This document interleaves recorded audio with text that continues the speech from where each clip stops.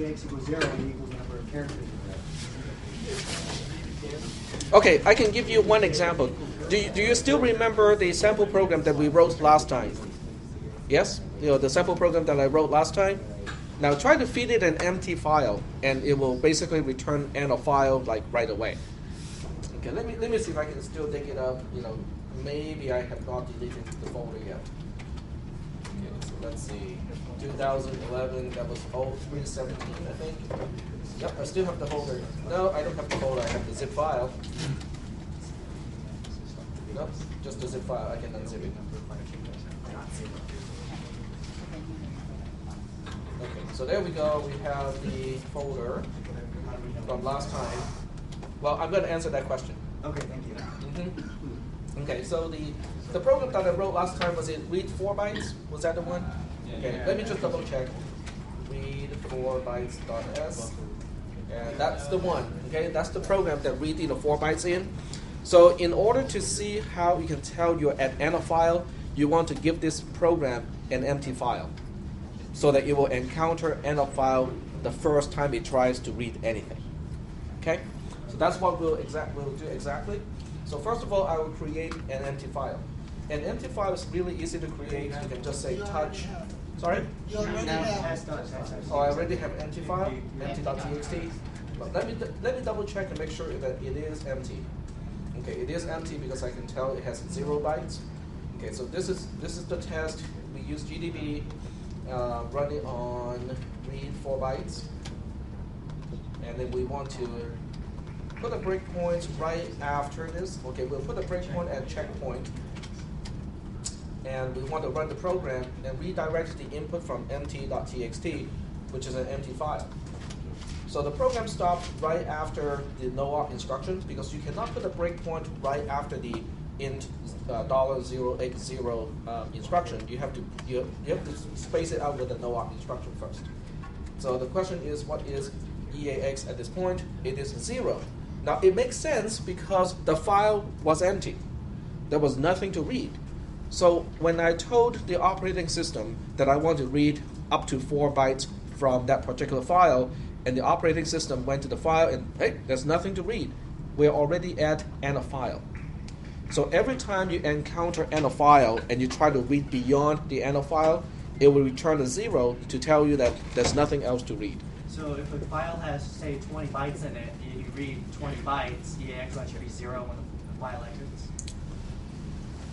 Okay, if the file has 20 bytes, and what is the number of bytes that you try to read the first time? Until you encounter end of file. And you cannot say that. Okay, then 21. Okay, you can ask it to read 21 bytes. It would report back and say that it has read 20 bytes. So how do you know it was? You have to read again.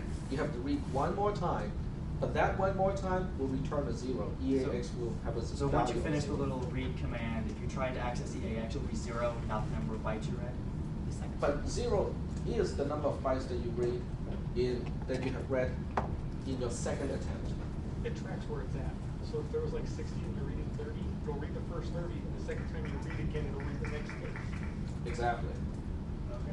So if you're reading like 20 in the first one, the second time there's no more bytes, so it gives you a 0. And if EAX is 0, that's the end of the file. Yeah, EAX consistently tells you how many bytes it has read. Okay. Now, if you have anything else to read in the file, it will always return a non-zero value to tell you, okay, I have read this many bytes.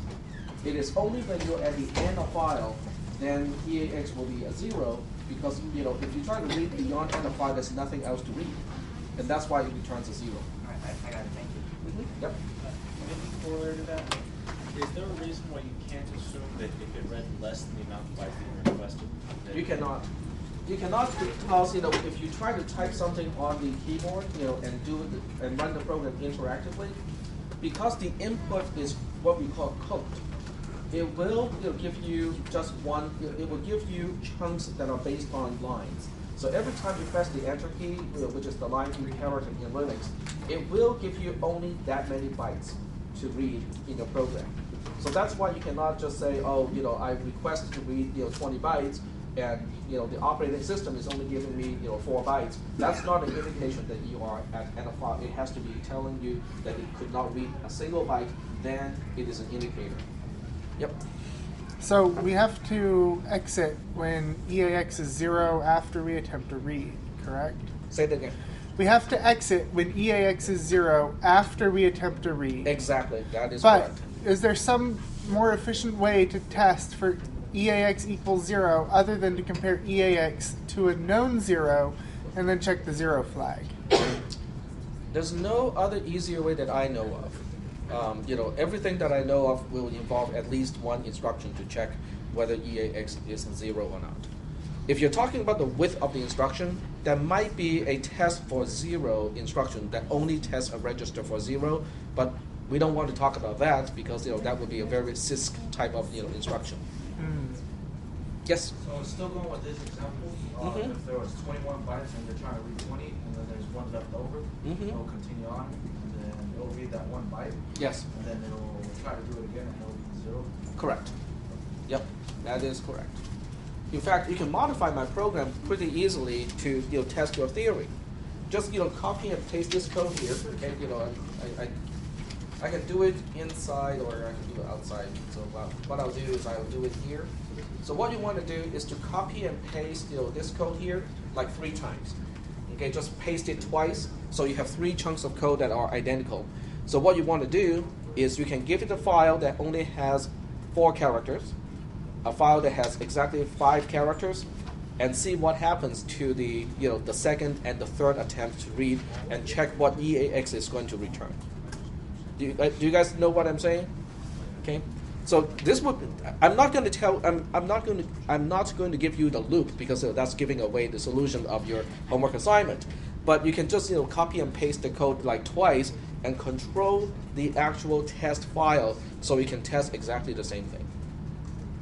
Okay. Any other questions about the homework assignment? No questions about the homework assignment? Yes?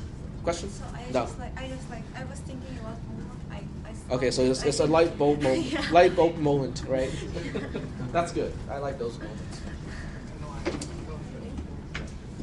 Any other questions about the homework assignment?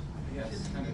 We say, I think I asked you about this. We say check if it's a valid character. So, I mean, are we just reading until end of file and we're assuming that everything's a valid character until I end don't- of file?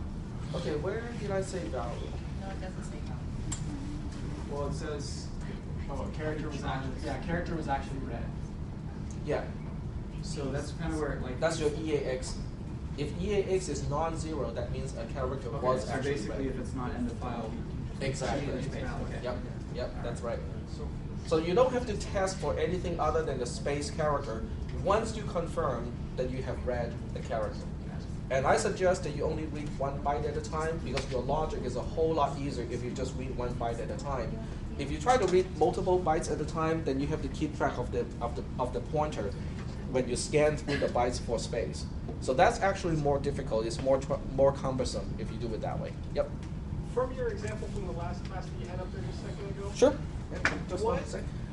Yep. what all part of that do we have to do a second time to read it in? Because if you do that a second time, it's going to reread from CN, and you're going to have to retype something in the second time again. No, but you can redirect. You can craft an input file that has exactly 6 characters. When you redirect from a input file for testing purposes, it's not cooked anymore. So whether you have line feed or not does not change how the operating system is going to read the characters. How about I just go ahead and do it, show you guys what I mean by that. So what I'm showing you is not really just how to do the homework assignment or exactly how the system surface number 3 works. But in general, how do you test something when you have a suspicion it's going to work this way, but how do you confirm that it will work exactly that way? So we have line 6 here, so 6 to 12, yank, and then just paste. So now I have 2 copies of exactly the same code. Okay, and what I'll do is I will put a breakpoint here. So I'll say checkpoint 1, and here is checkpoint 2. And of course, I cannot do it in, the folder of last Thursday. I'm going to move the file to, move the file to today's folder. So that would be 2011-03-122. Boom. There we go. And the file name really should be changed because we are no longer reading just 4 bytes. We are reading 8 bytes this time. Okay. So let's go ahead and sample the program.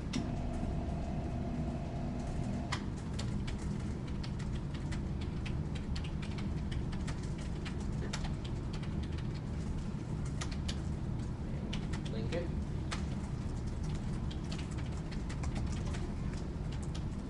And then we can go ahead. Oh, first we have to craft the special input file. So we'll go ahead and create a test file. We'll just make sure that this one has enough characters to, well, let's make it just 3 characters. So the first one will come back and say, yes, I just read 3 characters, but when you try to read the second time, it should read back 0 characters. Well, that's how we think it should work. So this is a good time to confirm to see whether that's exactly how it works or not. So we can make the first line exactly 4 characters. Because there's a line feed that is built into it, so we have the ASCII code of 1, 2, 3 followed by the line feed character. And if you want to confirm, you can always do an ls-l to see how many bytes are in that file. Right here it says it has exactly 4 bytes. Okay, so this example should work with our test program.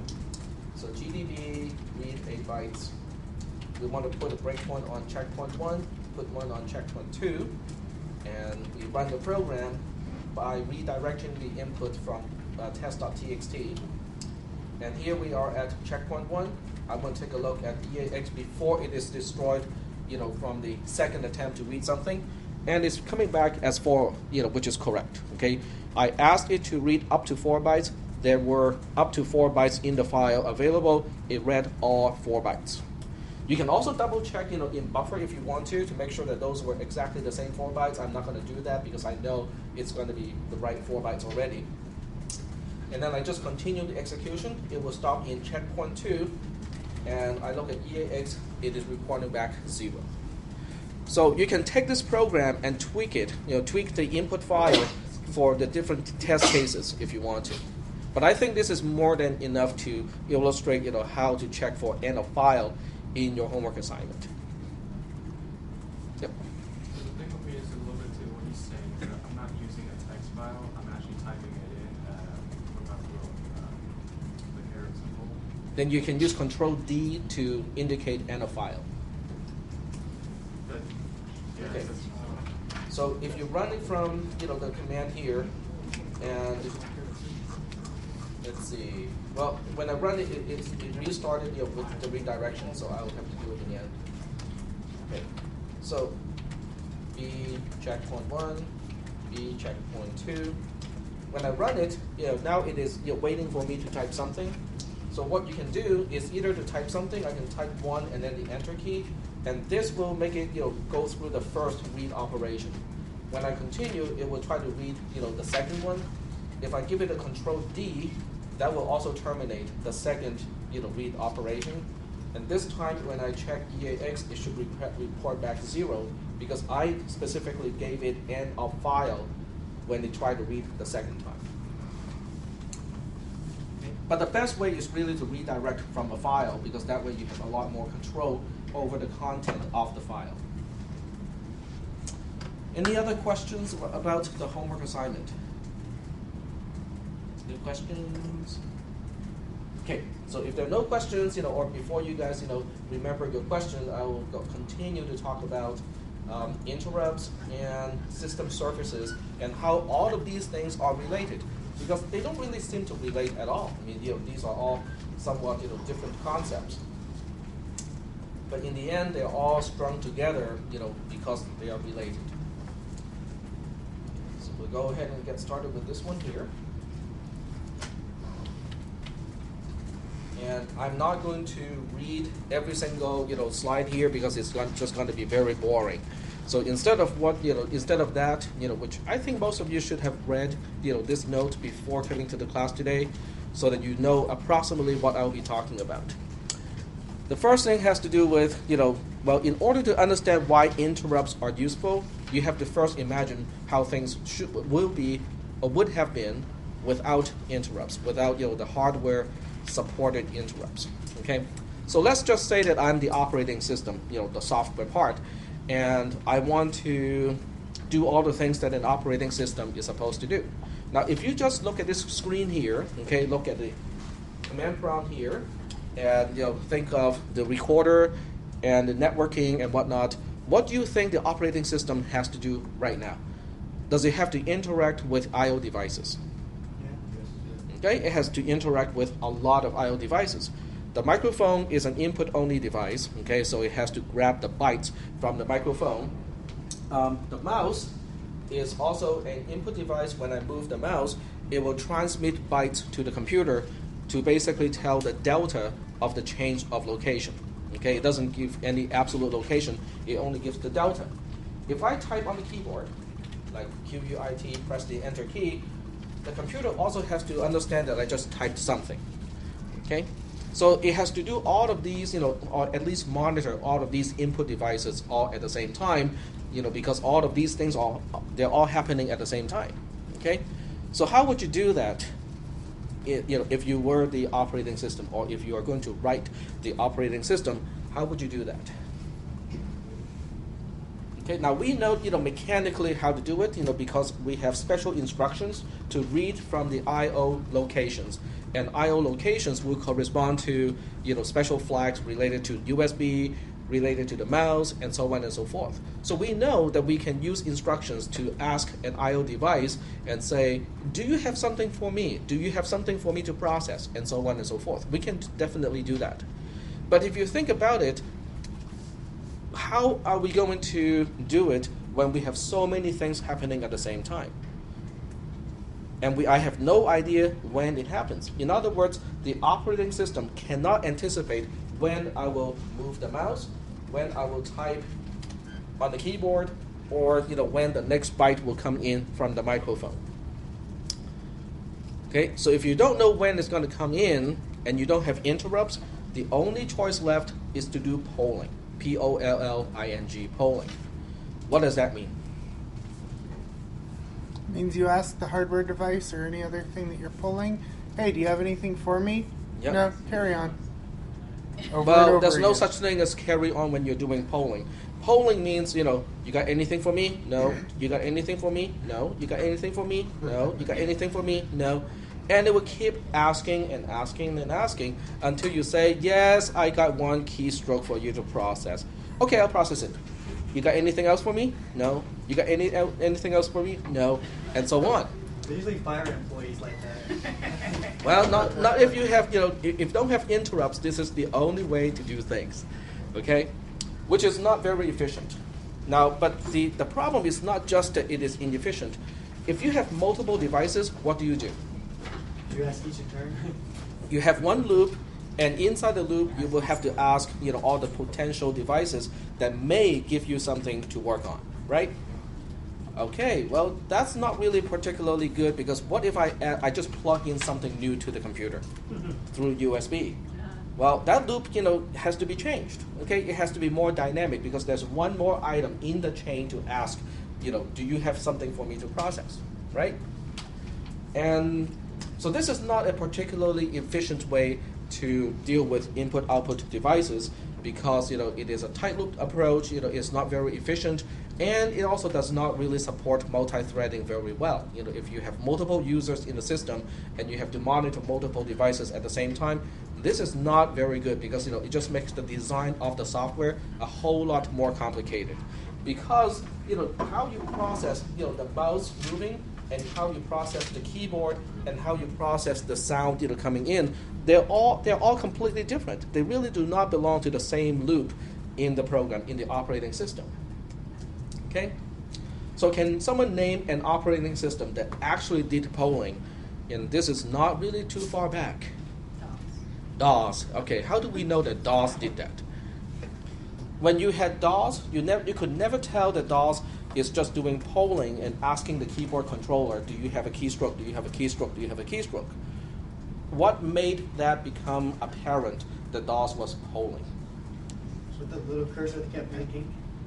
No, the cursor blinking is actually a hardware thing. Yep. When you tried to play a game and the sound stuttered horribly? Not in DOS, because if you play any type of games in DOS, the game takes over everything. So DOS itself is not really doing any polling anymore because DOS has lost control at the time when your games are games are running. Yep. So you couldn't have anything else running in the background while the game was running in the foreground? But DOS does not really have the concept of a background versus a foreground. What gave us the ability or the illusion of background versus foreground? Windows. Windows 3.1. Okay? Sorry? FG and BG command. Say again? The FG and the BG command. FG and BG command. No, that's a Linux thing, and Linux does not do polling. But back in the good old days, It does. Not at that level, but it does. it's not the same kind of polling. It does not poll the hardware directly. Now, okay, has anyone ever used Windows 3.1, 95, 98? Okay, the minority now. If I teach this class in 5 years, no one's going to raise their hands like Windows 98. That's a future version. It has not been released yet, right? I mean, Windows 7, Windows, and so on and so on. So Windows 98 will imply it is Windows, 2098. It's quite a few years from now. Okay, so Windows 98. What is one of the trademark of running a DOS prompt inside Windows? I was going to say blue screen. Everything became slow, right? Everything was good. If you run Excel and Word and a few other programs, everything were cooperating fairly well. They're fairly responsive. You can switch between the applications just fine. And as soon as you start a DOS prompt, what happens? Right? They all do not work. And that's because DOS is soaking up all the processing resources by asking the keyboard controller, do you have a keystroke? Do you have a keystroke? Do you have a keystroke? Do you have a keystroke? Okay, that's what's happening. Okay, that's polling. Now, Microsoft really did not have any excuse to do polling because even at the time, even when DOS was CP/M, before Bill Gates even purchased it, the hardware was already capable of doing interrupts.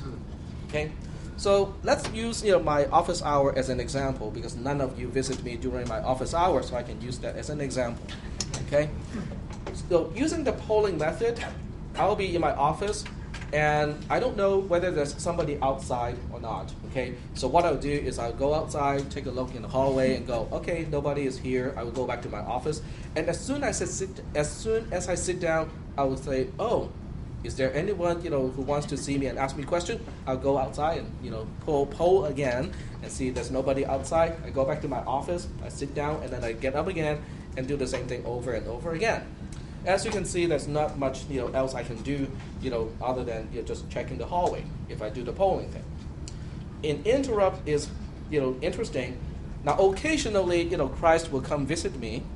And when I go outside, and look around, oh, Christ, you're here. Come on in. Let me answer your question, or let you answer my question, and so on and so forth. And and I can serve an I/O request. Okay, because Christ is an I/O device, and he needs my attention because he just got a byte from the keyboard controller, or the microphone has sent another byte over, and he need me to process that byte. Okay, but it's not very efficient. An interrupt-based approach is me sitting in the office doing nothing, possibly dozing off, power save mode, okay? And so I'm not doing anything in the office, okay? I could be playing games or whatnot, but I'm definitely not, polling, okay? So when Christ, has a byte, coming from the microphone or when the keyboard has a keystroke, so Christ will come to my office and he will knock on the door, okay? Knock, knock. And that will wake me up. Okay, so that will wake me up or interrupt whatever I was doing at the time. Okay, and then what I'll do is to say, okay, what do you want me to process? Okay, give me the byte that you have just received. I will process it. and then Christ is happy, he walks away, and then I will go back to continue to do whatever I was doing before, or I can go back to sleep when there's nothing to do. Okay, so in general, that's the approach of having interrupts. Okay, but interrupts must be supported by hardware. Okay, it is not a software-only issue. It must be supported by hardware as well. But processors, even back in the 70s, have hardware interrupt controllers. Okay, even the Zilog Z80 processor, which is a close relative of the 8086, had hardware capable. The hardware was able to do interrupts already, and whoever wrote CPM just decided it was not a big deal to do polling with a keyboard, because what else can a processor possibly be doing when there's nothing else going on? Because DOS was not a multi-threading type of operating system. You can only have one thing going on at any particular time. So is that okay so far? As far as the concept of polling versus interrupt is concerned. Okay. So now we can switch back to the notes here. Just as a reminder, we have just finished the discussion of section 2 because we just described the problems with polling. Now we want to talk about processing or interrupts. Now interrupt requires support from multiple sides. The first one is the processor. In order to utilize interrupts, the processor must be interruptible first, which means you have to design a processor that has to have at least one dedicated line for interrupts. Okay, in order for I/O devices to say, "Hey, I need some attention." Okay. So you have to enable the interrupt first, and an assertion of the interrupt pin.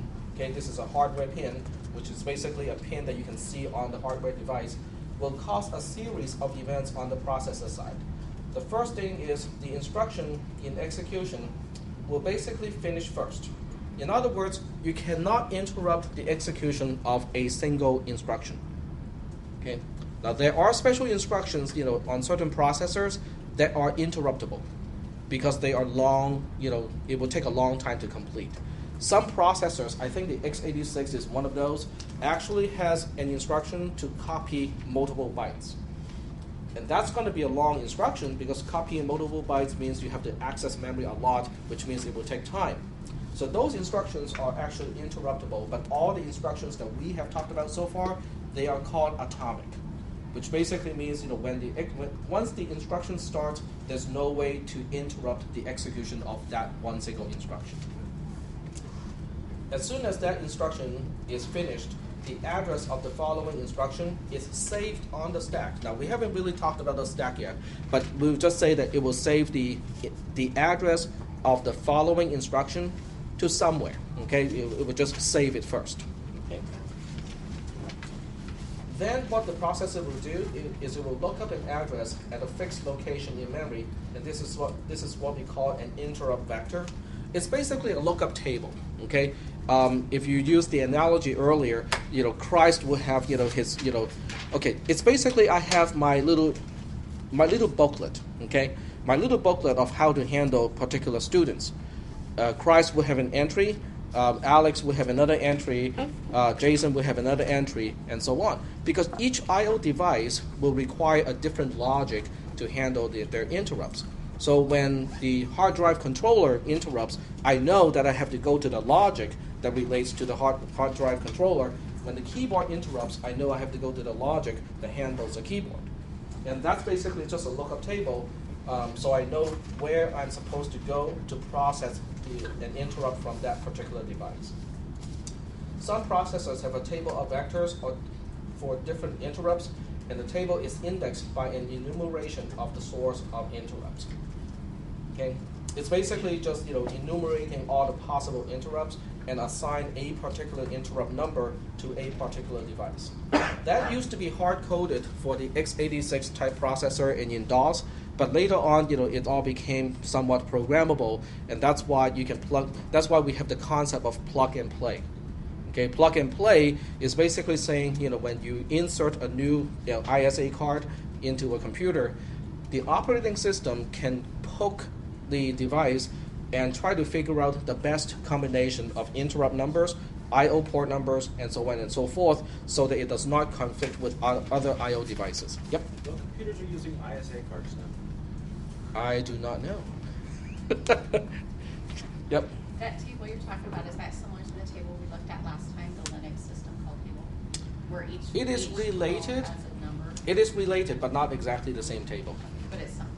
It is something like that. It's basically a table of addresses, and the first entry corresponds to the first source of interrupts, and how it enumerates all the numbers. That's beyond the scope of this class.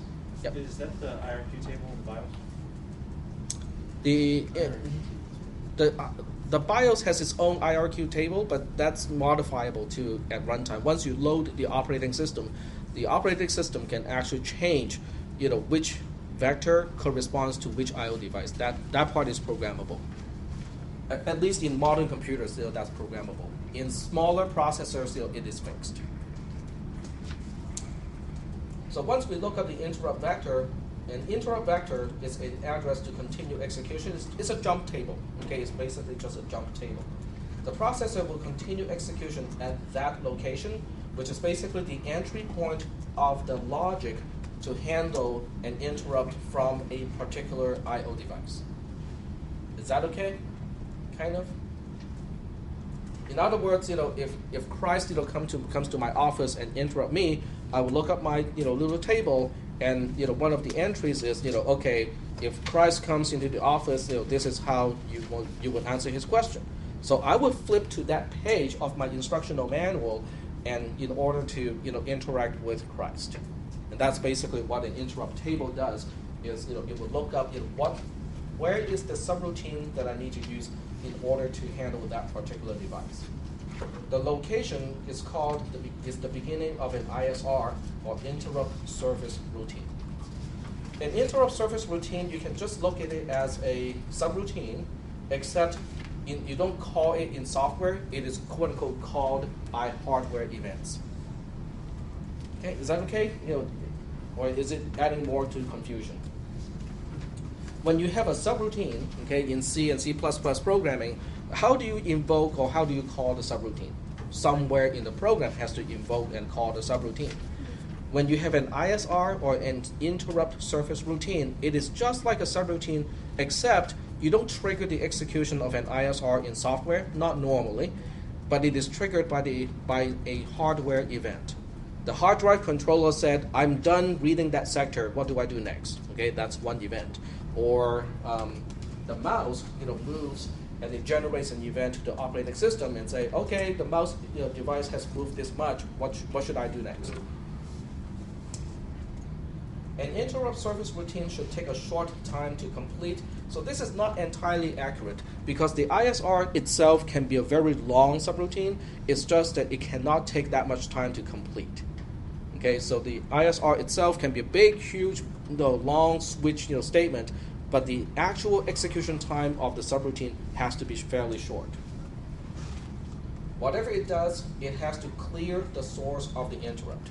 In other words, if Christ asks me a question, as the ISR, I should be able to answer his question so that he won't keep asking me more and more questions. Okay? So, yep. Does that mean that each time you move your mouse is multiple interrupts? Yes. So every little movement is just a quick movement of the Yes. mouse? Yep. And every interrupt will send the delta of movement to the operating system. So what takes priority? Say I'm moving the mouse and typing on the keyboard. Are both of those interrupts, how does it prioritize?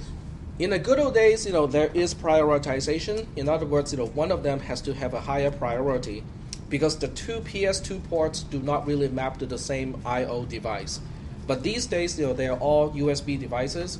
So the USB is already doing most of the enumeration to basically say who gets to go first when both devices are generating traffic on the USB, on the universal serial bus. Yep.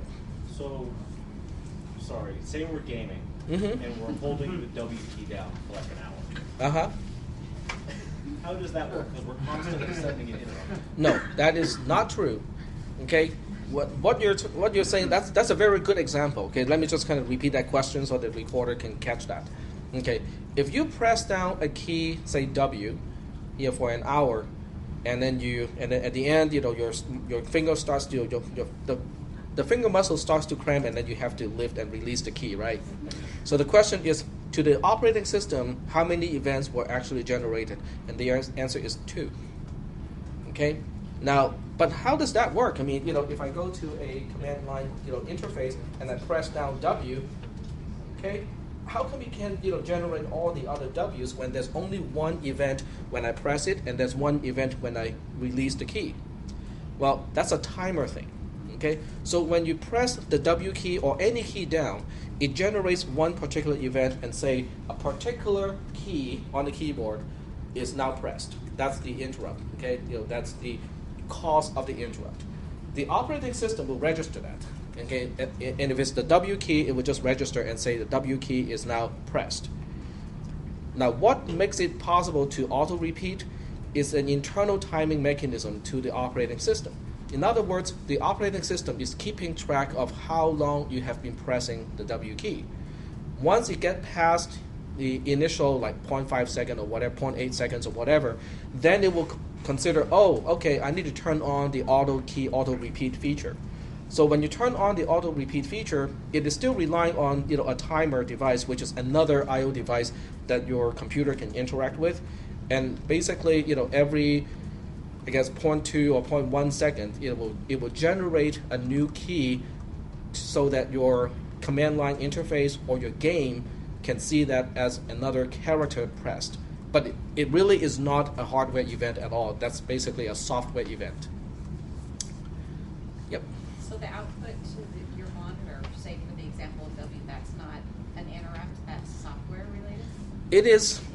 Okay, when you see something like this, there are only 2 events coming from the keyboard itself. Right. But there are numerous events coming from the timer.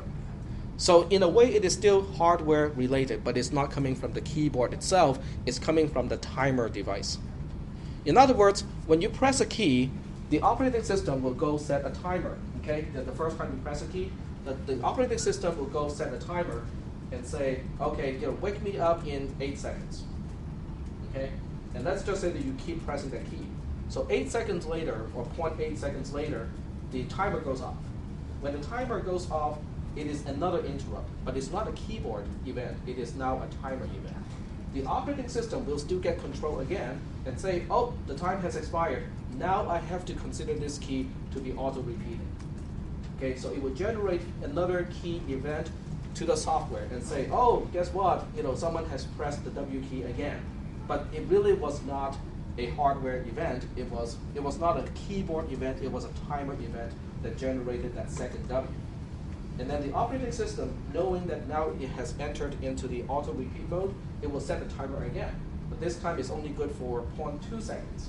Okay, so in 0.2 seconds, the operating system will get interrupted again by the timer, and it will give you another key event. So the command line interface will keep getting these key strokes, even though most of these are actually coming from the timer event and not coming from the key press event.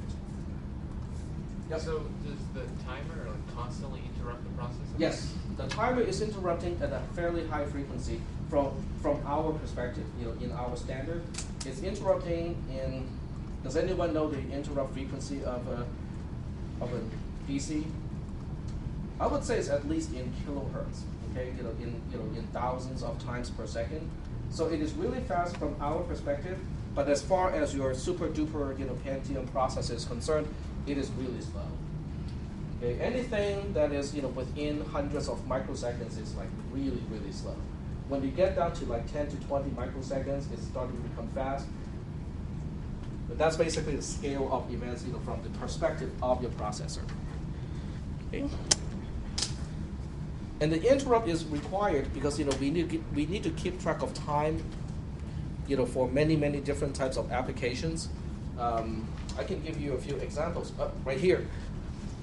How does the system know how to blink the cursor? It's all based on timer events. Okay. Any other questions so far? Okay, so far what we have talked about are basically the hardware that we need and also the software component that we need. The hardware component is the processor must have at least one line so that it knows that an I/O device wants its attention. Okay. Yep. How many are typical for a modern processor? How many interrupt lines? Right. I have no idea. I have no idea from the perspective of a Intel Pentium type a desktop processor, but for an embedded system processor, they typically have at least maybe 20 different sources of hardware interrupts. But an embedded processor is a different thing because they also have to deal with things that a normal processor that does not have to deal with. Any other questions? No questions? So we're moving on. And then the other one, the next slide talks about the device side. In other words, on the device, like the keyboard controller, what has to happen? An I/O device operates asynchronous to the processor. So basically what that means is the processor cannot anticipate when a hardware event is going to happen. So what happens is when an I/O device needs the attention under any type of these conditions, it will ask the processor by asserting the interrupt line. In this case, I'm using a serial port as an example. When the receive buffer is full, which means we have 8 bits clocked into the receive buffer, we want to get the attention of the processor and say, hey, here's one more byte to process. When the transmit buffer is empty, the processor can feed it so that more data can be transmitted. Okay. Do you guys still know what is RS-232 or the serial port? No. Some of you know and some of you don't. Because if you don't, this is kind of out of context. When an I/O device detects an error condition, then the processor can decide how to deal with it. So all of these are sources of interrupts, and each I/O device will have to have a different way to ask the processor for attention based on these different reasons. Yep. So it interrupts when the buffer's full. Is it possible to overfill the buffer while it's waiting for? Yes, it is possible. It is entirely possible, and that's why the 16550 UART has 16 characters as a buffer. In other words, you will have to transmit, or it has to receive 16 bytes and still not be able to get the operating system to process. Then it will start to lose data. But 16 bytes received by the UART is a very long period of time. And UART stands for Universal Asynchronous Receiver Transmitter. That's so it can send less than 16, but 16 is the maximum? No, it can receive up to 16 bytes without getting the attention of the operating system. When it receives the 17th byte, then the buffer is full, and then it will lose one of the bytes. So you can receive up to 16 bytes without asking the processor to process any of the received bytes before you start to lose bytes. And that's a long period of time because how fast is your modem? How fast is the fastest modem? Not counting cable modem, just regular acoustic modems. 192? 57600 BPS. 192. 192 twice 56K. Is that possible? Yeah. Because the bandwidth of copper line is actually limited, and that's why. That was ISDN, which uses some weird multiplexing over copper. Okay. So we are talking about when 57600 times 2. Okay, 117,000, approximately 115,000 bits per second is how fast you can receive data using a regular modem. Okay, but this is bits per second. How many bits does it take to transmit 1 byte? This is a trick question. So if I said it's a trick question, it's not 8. Okay, when you transmit a byte using the asynchronous format, there's a start byte, there's a start bit, and there's also a stop bit. Okay, so you basically need 10 bits time. If you need to transmit 10 bits in order to transmit 1 byte, because the start bit has to be there and then the stop bit has to be there as well. So if you just look at how many bytes we are transferring this many bytes per second. Okay? So what is the time interval between bytes? The time interval between bytes would be this number here, and that's a relatively small number. Okay, we are talking about milli here. That seems awfully fast. Am I missing something? Okay, this is milli, and that's 86 microsecond. Every 86 microsecond or so, it will receive a byte. That sounds awfully fast. Am I missing something? Because this part is milli, and this part is micro, so it's 86 microseconds, right? Okay. And if you multiply this by 16, which is the maximum size of the 16550 UART, this is the amount of time that will transmit 16 bytes at that particular BPS, bits per second. And that's what? 1.38 milliseconds, which is a very long time from the perspective of the processor. It will be very rare, today, with all the Pentium processors, Core 2, Core I processors that we have today, not to be able to process the interrupt within 1.38 milliseconds. Okay, but your question was very good. You do lose data if you don't get to process the source of the interrupt fast enough.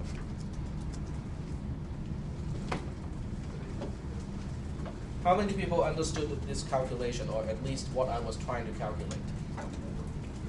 Kind of? Okay. Now note that in this case, it's transmit and receive applies to a variety of devices. So it's not really just serial ports. It also applies to SATA, SCSI, USB, the NIC, and the network interface cards, sound cards, keyboards, and many other events. So anything you have anything to transmit or receive, this argument still applies. Some architectures also have multiple interrupt lines, even multiple interrupt lines from the same device. So that means, if you have one single serial device, you can have one interrupt line just to say, oh, I just got a byte. And then you have another interrupt line to say, oh, what you asked me to transmit, it is now done. Okay? So it all depends on the design of the architecture of how many interrupt lines you need. Okay, let me ask you this question then. If I have, let's say, 16 devices that I have to deal with, and I only have one interrupt line, is there any way to make that work? Can I multiplex all the devices into one single interrupt line? From the software perspective, is it possible? It is entirely possible. Okay, it's basically me, sitting in my office, and somebody knocks on the door. Okay, but instead of having a interrupt vector table to go to each device-specific jump point, I have one single jump point. Okay, in other words, I have one single interrupt surface routine. But inside the interrupt surface routine, I will ask each possible device and say, did you require my attention? No, it wasn't you. Did you require my attention? No, it wasn't you. Did you require my attention? Ah, it was you who needed my attention. And then I can process that particular device. So it is still possible to get away with one single interrupt line when there are multiple devices hooked up to the system. It's just not ideal because now when you try to add another device, you will have to change your ISR because that's all done in software. It's all multiplexed in software. Okay. Any questions up to this point about interrupts? Yep. You see interrupt lines, these are actual pins? Actual pins on the processor, yes. Yep. Any other questions? No other questions? Okay. When you execute an interrupt surface routine, the source of the interrupt should be clear.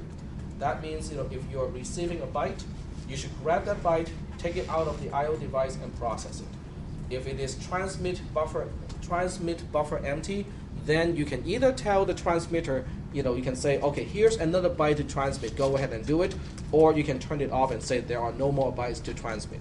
But in any case, in every single case, you want to stop the cause of the interrupt because otherwise it will just keep interrupting.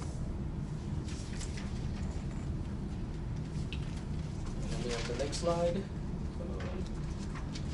to talk about the advantages of interrupts.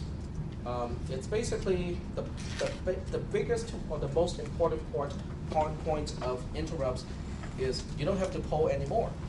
But it's not just that, because you can also decouple the handling of I/O devices because they are no longer interdependent.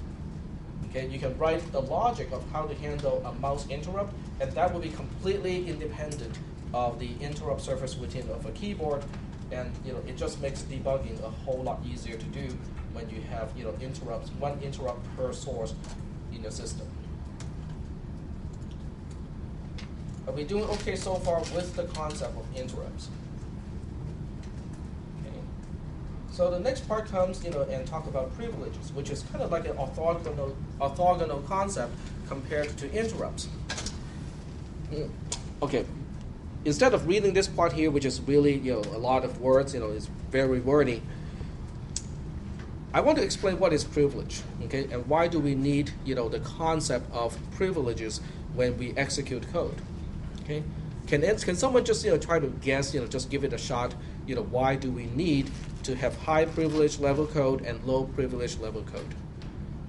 What is the difference between Windows 98 and Windows NT? Security, okay. File system. File system.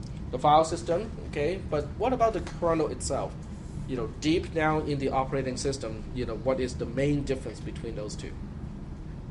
One was running in a protected mode, NT was running in protected mode, and Windows 98, for the most part, did not use the protected mode of the processor. So what happens is, if you run an application in Windows 98 and the application decides to misbehave, it can not only corrupt its own memory, it can corrupt the memory of the operating system, the device drivers, and so on and so forth. So it's very easy in Windows 98 to cause the blue screen of death, to basically take the entire system down, because of one single application program. And this is the case when you do not use privilege levels. Every program has exactly the same privilege level. They can all see and basically mess with the memory space of everybody else. Okay? And that also applies to I/O ports, which is even more dangerous. Because if you have an application program that decides to be smart and say, oh, I know how to use the hard drive controller better than the operating system, and it starts to mess with the hard drive controller, they can potentially write content to the wrong sector, okay, and then you can have a file system corruption because one application decides, oh, I just want to write this content to that sector on the hard drive. Okay? Is that okay so far? No? Is that a good thing to have your application program to have full access to everything in your computer? Probably not a good idea. So what happens with NT is, it now is running, the kernel itself is running in a protected mode, which basically means only the kernel code has access to the I/O register, can see the memory space of everybody else. If you're running as an application program, you don't get to touch that stuff. Okay? You can still try to execute instructions to try to access memory locations all over the place. You can still execute the instructions to try to access the I/O port of your hard drive controller. But because the CPU or the processor is running in a protected mode, it will just slap the hand of the application and say, no, you cannot do that. Okay, and therefore you get the GPF. You get the general protection fault, or otherwise known as a segmentation fault in Linux. Okay, so that's a separation of privilege levels. Applications can only run at a lower privilege level, so if they want to mess up something, they can only mess up the memory space of itself. It does not have access to the I/O locations at all. Okay, whereas the operating system is operating at a higher privilege level because it does need the access to all the I/O devices, memory space, and whatnot. Okay, so are we doing okay in terms of the concept of privilege levels when you execute code? Okay, so when you're in a privileged execution mode, you can basically access anything. When you're at a low privilege level, you can only access certain things that the operating system has set up that allows you to access. Is that okay? All right. So here's the question. When an interrupt happens, okay, are we sure that it will be it is already in the operating system operating at a high privilege level, or do we know that it may be interrupting an application program, which means it is executing at a low privilege level at the time? Do we know? We don't know. Okay? When I move the mouse like this, the interrupt caused by the movement of the mouse may interrupt, the execution of an application program, like my browser. It can also interrupt when I'm in the kernel mode doing some, operating system specific things. Okay, so we have a problem here, because if the interrupt happens when it is, when Firefox, has control, Firefox is running at a low privilege level, okay, and then the interrupt happens. We have to jump into the interrupt surface routine. The interrupt surface routine needs what? It needs high privilege level. It needs high privilege execution mode in order to process the interrupt, tell the I/O device, it's okay. There's no need to interrupt anymore, and also to interact with the operating system. So now we have a problem because the interrupt can happen when we're executing at a low privilege level, and yet when the interrupt happens, we have to switch to a high privilege level in order to do what the ISR is supposed to do. Are we doing okay so far with this concept? Why we apparently have a problem. Okay? So the solution is easy. The solution is simply to switch to a high privilege level when you are interrupted. But what if the interrupt tries to do something bad? Then you are shot. In fact, that is the main reason why Windows is unstable. Okay, it is not the kernel of Windows that is the problem most of the time. It's the device drivers that is the problem. Okay, now, but it's easy to understand from the Microsoft perspective. Okay, it's relatively easy to make the kernel, kind of bulletproof, because there's only so much code, and they can test it to no end to try to make it more secure. But who writes the device drivers? Other people. The vendors, right? The vendors who sell you the sound card, the vendors who sell you the USB mouse, and so on and so forth.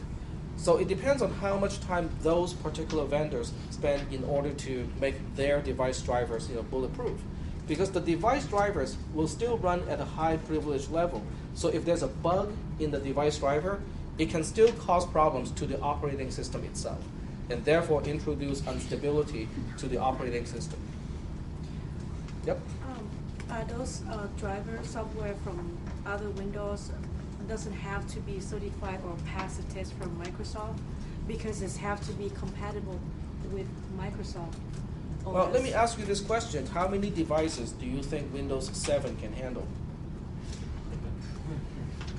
A lot. Yeah. So do you think Microsoft, as a company, will have the time to test each and every single one thoroughly to make sure the device driver is stable? Probably not. So it is usually up to the vendor to do all the testing and debug it before they release the device driver. Okay, so now we have solved the problem. What happens when the ISR returns? What happens when the interrupt surface routine says, okay, I'm done with what I'm supposed to do, I can now return back to whatever was interrupted by the hardware event? It's knocked down a peg.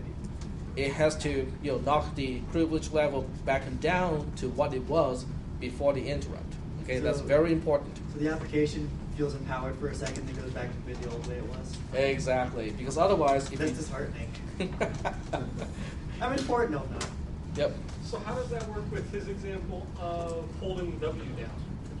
If he holds the button down, doesn't that raise the privilege for that second for the interrupt?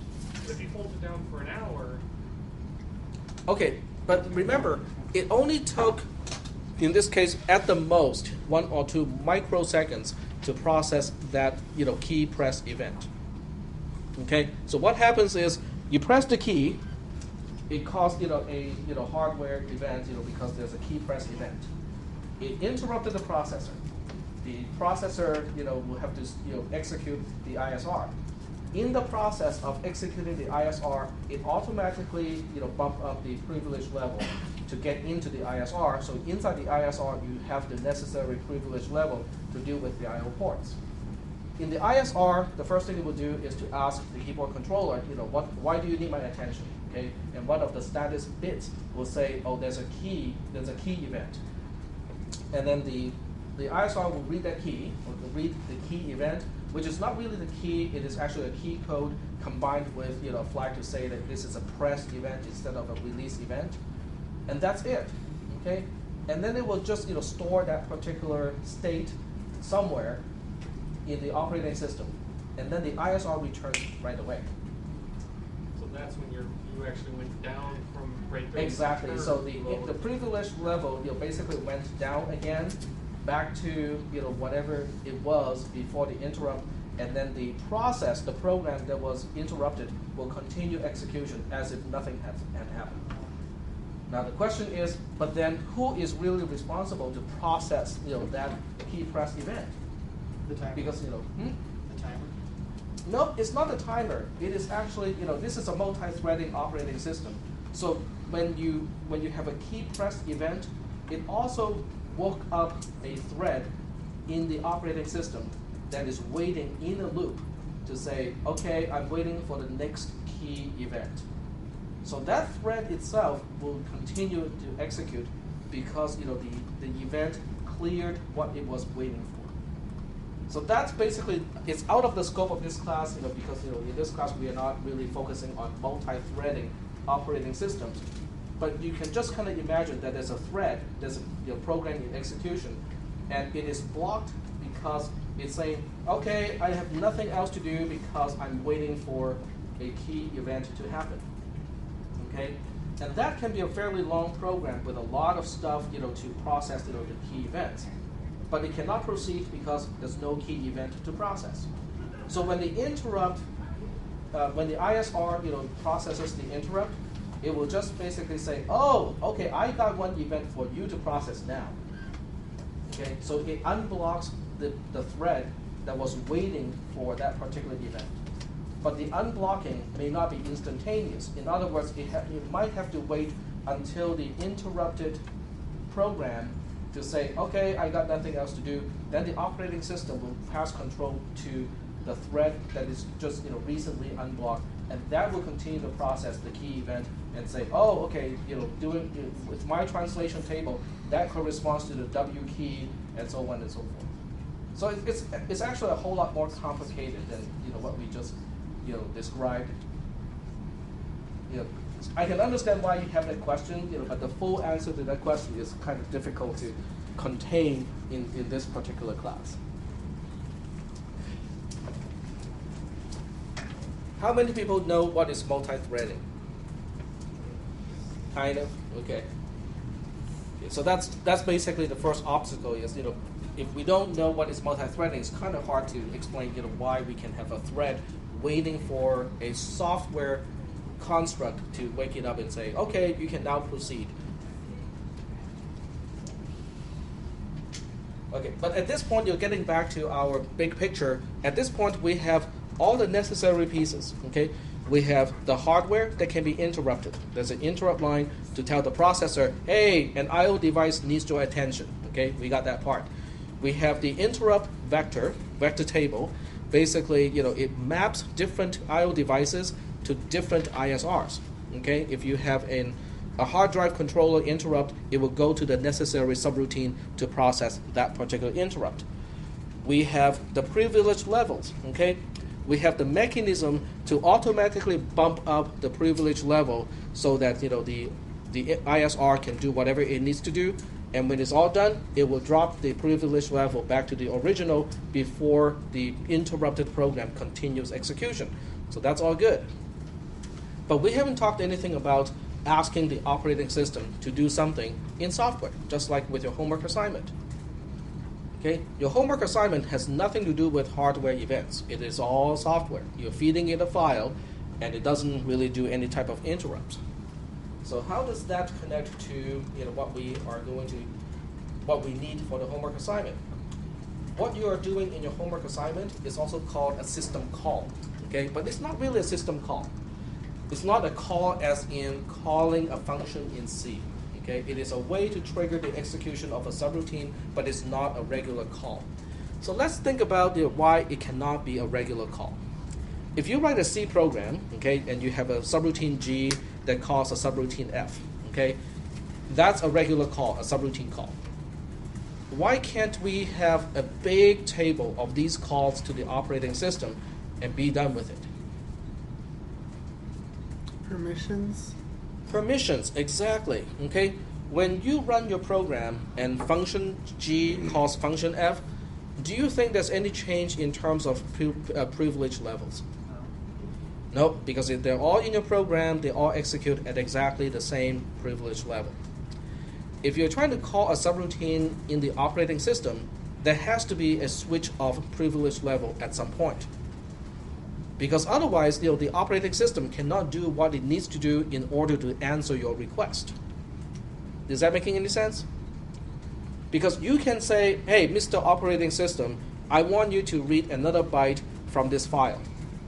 Okay? But that file may actually be a file on your hard drive, which means in order to read that byte, it has to go through all the commotion to interact with the hard drive controller, which also means you need to increase the privilege level in order to do that. But the regular call cannot do it, right? Okay, what? Yeah, go ahead. But TAC, most of these functions that we have listed here in our system calls table are functions from C. Those are stub functions. Those are only stub functions. Okay. So one way to fix that problem is to say, okay, everybody can now run at a high privilege level. That's what we're trying to avoid at the beginning. Exactly. So we cannot do that. So what are we looking for again? We're looking for a mechanism so that when we trigger that mechanism, it will bump up the privilege level so that the operating system can do whatever it needs to do at a high privilege level. But when the operating system is done, it has to come back to your application program and lower the privilege level back to the original. Have we just talked about this? The ISR concept, interrupts, and the interrupt surface routine? But it's still not jiving, right? It's still not connecting because interrupts are hardware related. Okay, your hard drive controller needs attention. Your keyboard controller needs attention.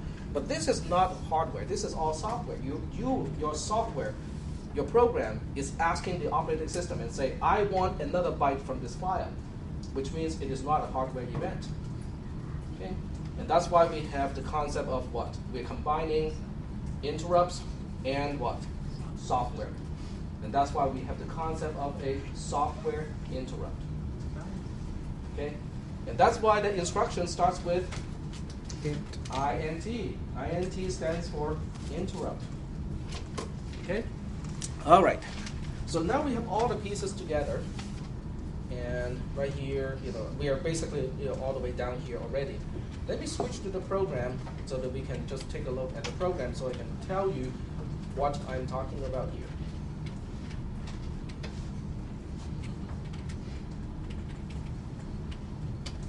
Okay, so we are focusing on this instruction here. This instruction, the INT stands for software interrupt. In other words, Defining an integer? You're not defining an integer? we're not defining an integer. That's .int. Yeah. Can you even have .int under .text? Isn't that amazing? If you put a .int here, it would actually assemble. It just doesn't mean what you want to say. Because .int is what we call a directive. It is not an instruction. It's called a directive, which is basically an instruction to tell the assembler to do something. But it does not really correspond to an instruction. That makes more sense now. If you put if you don't put a .int here, it won't work because of the $sign. If you get rid of the $sign and put a dot here, then it will just reserve 4 bytes, and the 4 bytes together will mean the bit pattern of 80 in hexadecimal. That's probably one of the worst mistakes people can make because it looks okay, but it will crash at that point. Which is not too bad because if it does crash at that point, people know okay, I need to look at this instruction again. Okay. Okay, but getting back, this is an actual instruction, is software interrupt, which basically means you will trigger the interrupt mechanism, the same thing, except this is not a hardware event. It is your program in software triggering exactly the same mechanism. But hold on a second here. If it is triggered by software and it is not coming from hardware, which vector or where do we jump to continue execution? That's where the second part comes from. The second part, the 80, is basically a displacement into the software interrupt vector table, and this is where that particular jump vector is. So there are numerous jump vectors from even from a software interrupt, and we just chose 80 to be the one to interface to the Linux kernel. Are we doing okay so far? Connecting all the concepts together. We have interrupts, we have the change of privilege levels, and now we have software interrupts, so that whenever you want to, you can now ask the operating system and say, hey, I need some help here. Are we doing okay so far in terms of concepts? Okay. Now, the next question is, okay, what possibly can we ask the operating system to do? Because right here we have two examples. If you load a value of 3 into EAX and then you do the software interrupt, you're telling the operating system, I want to read a byte, or I want to read some bytes from a file. And over here, at the end of this code, if you load a 1 into EAX and then you do the software interrupt 0x80, you are telling the operating system and say, this application program wants to exit. I'm done, so I want to terminate the execution of this program. So the question is, how many other things can you ask the operating system to do? Well, we looked at that table last time, didn't we? So let's go back and take a look at that table again today. Here's it. Interrupt system call table.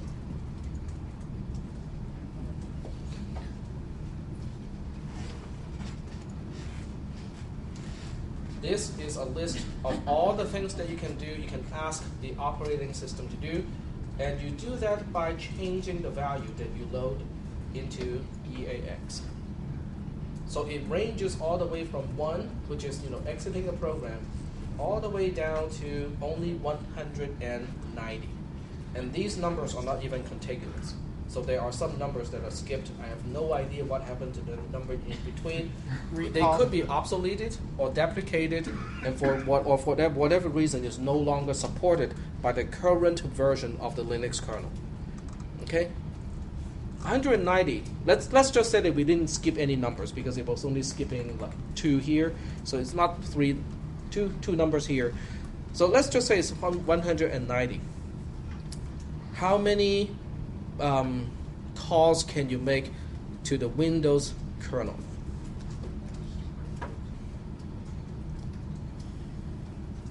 Long. 190? A lot more. Approximately 1 times 10 to the nth power. It's a huge number. And that's also partially why the Linux kernel is fairly secure, because it is easier to defend when you only have 190 ways to ask the operating system to do something for you. Okay? So if you're not using the graphical user interface, whatever you want to do as an application program will have to go through one of these 190 system calls in order to accomplish what you want to do. That's it. Okay? Now, some of these things you might have seen already, and some of these you may not have seen. In the class CISP453, we actually talk about some of the additional ones, like how do you talk to a socket and stuff like that. But in terms of this one here, if you just go all the way to the top here, most of those are things that we already know how to do. Yep, go ahead. What's ESX? ESX is one of the other registers that we don't really talk about or use in this class. Okay, but you probably recognize some of these things. mkdir, make a directory. That is done by system surface number 39, excuse me. remove a directory is done by system surface number 40. What Kill. about, sorry? Kill is 37. Q is 37. Yep. That's killing the process. Okay. And then you have all these things, creating a link, closing a file, opening a file, and so on and so forth. So they are all basically going through interrupt $0x80. Okay.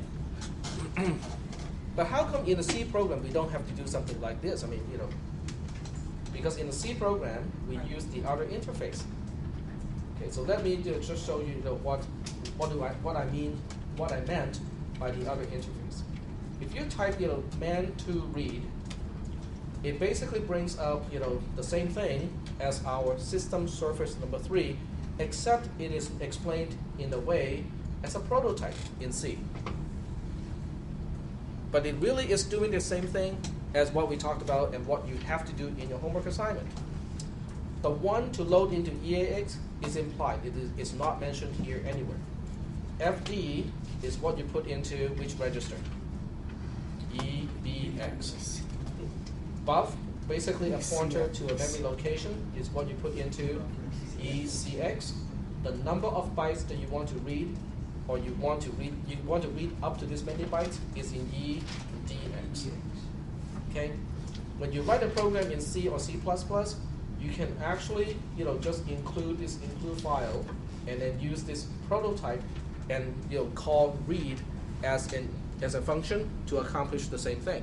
And that basically was your question, was basically how do you do it in C, because in C you don't have access to the interrupt instruction itself. This is basically what we call a stub function. It's basically just loading these specific parameters into the registers EAX, EBX, ECX, and EDX, do the int $0x80, and that's it. That's a stub function. And you have a lot of these little stub functions, because read is one, write is one, close is one, create or create is one, fork is one, and so on and so forth. So all the C interface to the operating system eventually boils down to this. Okay, so is that okay so far? Are you guys connecting what you learned in your C and C++ class to what we just talked about today? No? Yep. So mostly like the prototypes are pretty much put in the registers pretty much. Exactly. So if you look into, okay, let me just give you an example here. If you look into the implementation of the read function, it will have a prototype of int, read, and what are the parameters? I think the first one is an int for the file handle. The second one is a void pointer. And then the third one is a counter, which is basically an unsigned int. Right? But if you look into the implementation, what it is really doing in terms of implementation is it will basically copy FD to EBX. It will copy PTR to ECX. It will copy count to EDX. It will copy a constant of 3 to EAX. And then what it will do is it will execute the instruction software interrupt $0x80, which is 128 in decimal. And there's one more thing to do. It will also do the return of the value that is stored in EAX after it returns from the operating system.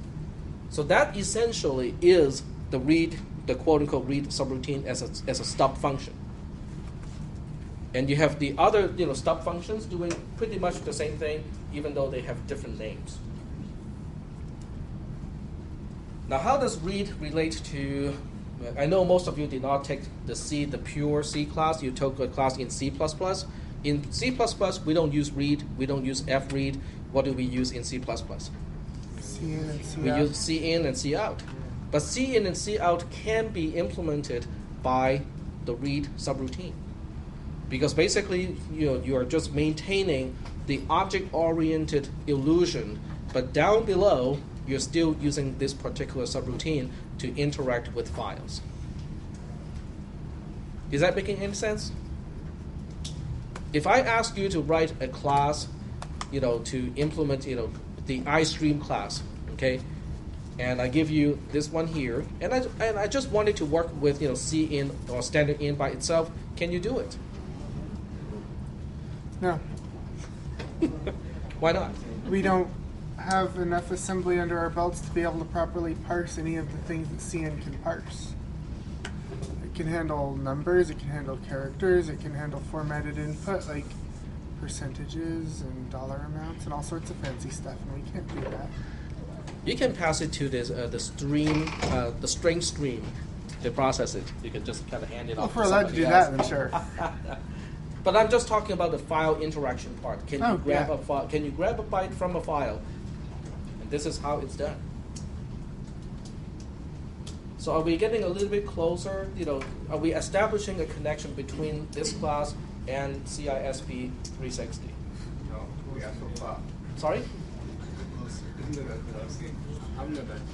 Okay, go ahead. Did you have a question? No. Okay. Yep. Do we have the ability to actually go and read how read is implemented? Yes, we do. The source file, I have no idea where it is located, but the source file is available somewhere. You might have to download. I'm just trying to think about which package of the source of which package you have to download. Just give me a second. I can probably look that up.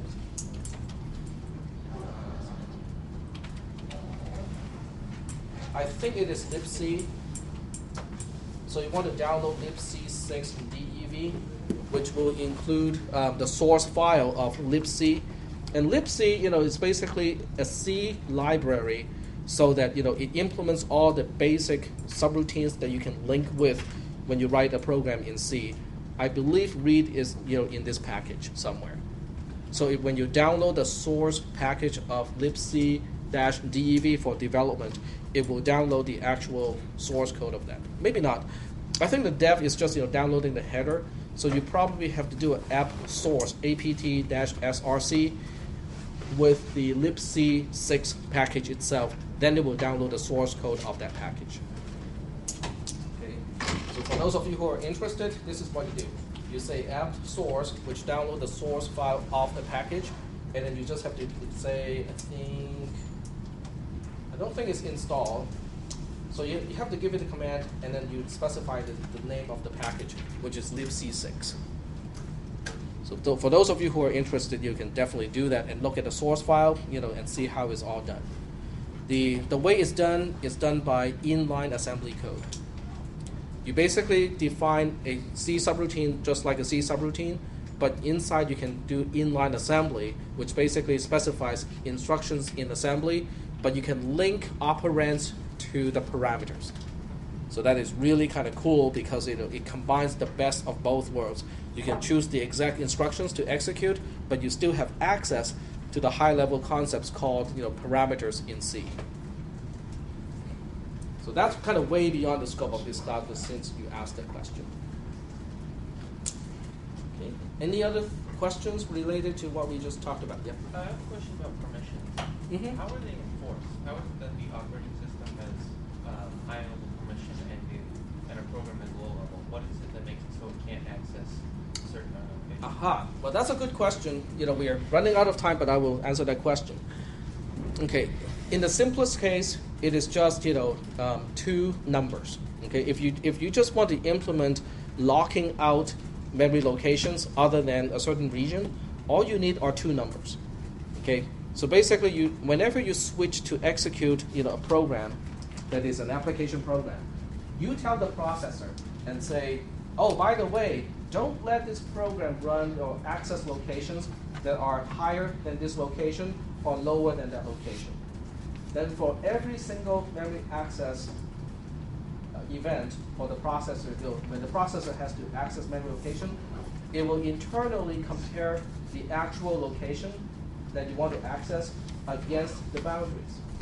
The moment the moment the application program tries to access a memory location outside of that boundary, the processor itself well, guess what? Exactly. It will cause a hardware interrupt called a page fault. Okay, a page fault is basically saying, oh, you're trying to access a location out of this region, out of what you're supposed to access. I don't know how to deal with it, but I'll ask the operating system and let the operating system decide how to deal with it. And in your case, in this case, it will just slap the hand of the application program and terminate the program's execution right away. So interrupts are very, very useful because the virtual memory concept is all implemented by interrupts. Okay? But that's like way, way, way beyond the scope of this class. Are we doing okay so far with the concept of interrupts? I cannot really ask questions in the next test about the concept of interrupts. I can only ask questions about the actual application of the int instruction when you write programs. Okay, so is that good so far? All right. So I'll see you guys on Thursday. I'll be in the lab, in a little bit. So don't forget the homework assignment.